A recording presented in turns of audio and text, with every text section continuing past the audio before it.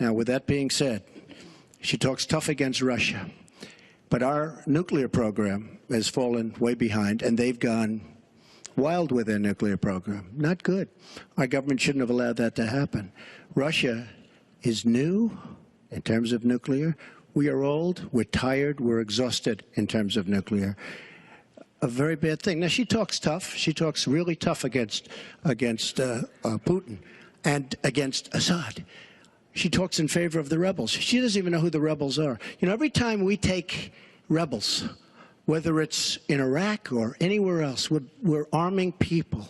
And you know what happens? They end up being worse than the people. Look at what she did in Libya with Gaddafi.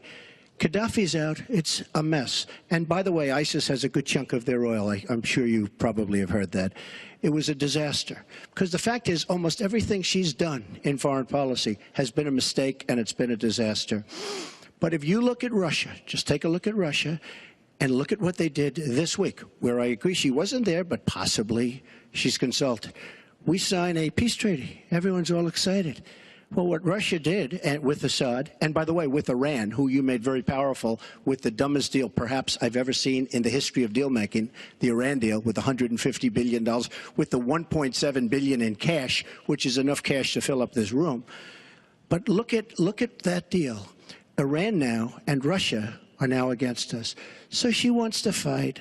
She wants to fight for rebels. There's only one problem. You don't even know who the rebels are. Mr. Trump, so Mr. what's Trump, the purpose? your 2 minutes and one is thing up. I have to say, your 2 minutes I don't is like up. Assad at all, but Assad is killing ISIS. Russia is killing ISIS, and Iran is killing ISIS. And those three have now lined up because of our weak foreign policy. Mr. Trump, let me repeat the question. If you were president, what would you do about Syria and the humanitarian crisis in Aleppo? And I want to remind you what your running mate said. He said provocations by Russia need to be met with American strength, and that if Russia continues to be involved in airstrikes along with the Syrian government forces of Assad, the United States of America should be prepared to use military force to strike the military targets of the Assad regime. Okay. He and I haven't spoken, and I disagree. I disagree. You disagree with your running mate. I think we have to knock out ISIS. Right now, Syria is fighting ISIS. We have people that want to fight both at the same time. But Syria is no longer Syria. Syria is Russia, and it's Iran, who she made strong, and Kerry and Obama made into a very powerful nation and a very rich nation very, very quickly, very, very quickly. I believe we have to get ISIS.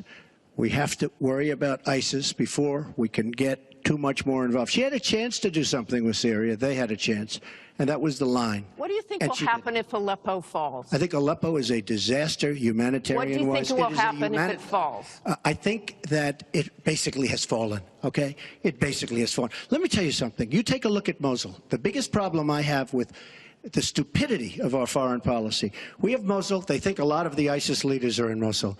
So we have announcements coming out of Washington and coming out of Iraq. We will be attacking Mosul in 3 weeks or 4 weeks. Well, all of these bad leaders from ISIS are leaving Mosul. Why can't they do it quietly? Why can't they do the attack, make it a sneak attack, and after the attack is made, inform the American public that we've knocked out the leaders, we've had a tremendous success. People leave. Why do they have to say we're going to be attacking Mosul within the next 4 to 6 weeks, which is what they're saying? How stupid is our country? There are sometimes reasons the military does that. Psychological warfare. I can't think of any. I can't think of any. It might be to help get civilians out. And we have, look, I have 200 generals and admirals who endorse me. I have 21 Congressional Medal of Honor recipients who endorse me. We talk about it all the time. They understand. Why can't they do something secretively where they go in and they knock out the leadership? Why would these people stay there? I've been reading now for weeks. Tell me what your strategy is. I've been reading now for weeks about Mosul, that it's the harbor of where, between Raqqa and Mosul. This is where they think the ISIS leaders are. Why would they be staying? They're not staying there anymore. They're gone.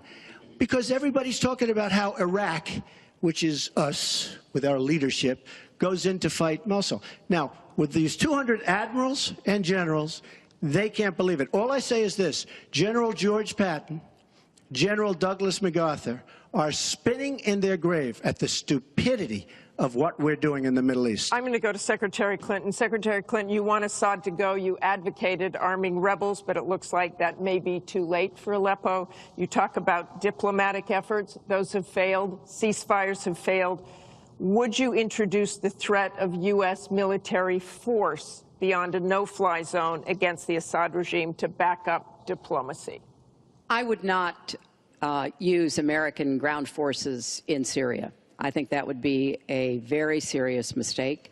I don't think American troops should be holding territory, which is what they would have to do as an occupying force. I don't think that is a smart strategy. I do think the use of special forces, which we're using, the use of enablers and trainers in Iraq, which has had some positive effects, are very much in our interests. And so I do support what is happening. But what would you do differently than President Obama is doing? Martha, I hope that by the time I hope by the time I am president that we will have pushed ISIS out of Iraq. I do think that there is a good chance that we can take Mosul. And, you know, Donald says he knows more about ISIS than the generals. No, he doesn't. There are a lot of very important planning going on, and some of it is to signal to the Sunnis in the area, as well as Kurdish Peshmerga fighters, that we all need to be in this, and that takes a lot of planning and preparation. I would go after Baghdadi. I would specifically target Baghdadi, because I think our targeting of al-Qaeda leaders, and I was involved in a lot of those operations, highly classified ones, made a difference. So I think that could help.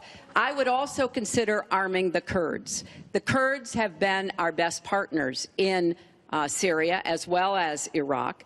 And I know there's a lot of concern about that in some circles, but I think they should have the equipment they need so that Kurdish and Arab fighters on the ground are the principal way that we take Raqqa after pushing ISIS out of Iraq. Thank you very much. We're going to move on. It's funny, she went over a minute over, and you don't stop her.